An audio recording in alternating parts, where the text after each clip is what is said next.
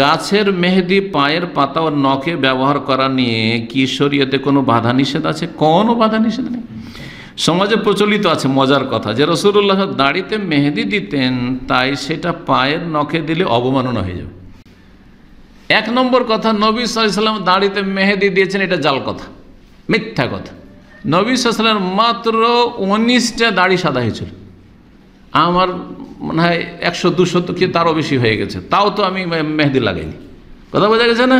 তো নবী সাল্লাল্লাহু আলাইহি ওয়াসাল্লাম মাত্র 19টা তো মেহেদি লাগিয়েছেন, এই কথাটি ভুল কথা, ভুল তত্ত্ব। নবী সাল্লাল্লাহু আলাইহি ওয়াসাল্লাম মেহেদি লাগাননি। ভালো করে শুন, মেহেদি লাগাতে বলেছে যাদের সাদা হয়ে গেছে, তাও সেটা ওয়াজিব নয়। হ্যাঁ, সেটা মুস্তাহাব, ভালো লাগালে ভালো, না লাগালে কোনো অসুবিধা নেই, কোনো অসুবিধা নেই। জি, পুরো সাদা হয়ে গেছে তারপর কেউ যদি মেহেদি না ব্যবহার করে কোনো গুনার কাজ করলো না, কোনো ভুল কাজ করেনি। জি,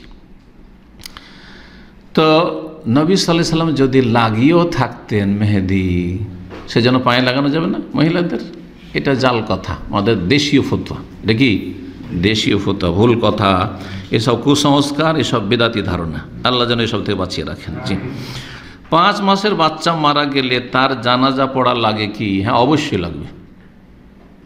কয় মাসে আত্মা দিয়ে দেওয়া হয়?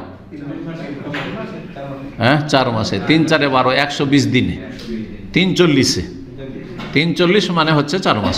হ্যাঁ, 120 দিনে কি দেওয়া হয়? আত্মা সঞ্চারিত হয়।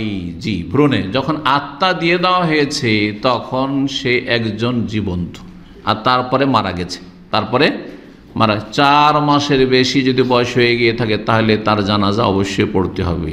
জি, পেটের মধ্যে মারা যাক, ভূমিষ্ঠ হওয়ার পরে মারা যাক, হ্যাঁ, ডেলিভারি হওয়ার পরে মারা, যে কোনো অবস্থায় মারা যাক না কেন, এটি হচ্ছে সঠিক মত, আর এটি হচ্ছে অধিকাংশ আইম্মায়ে কেরামদের মত।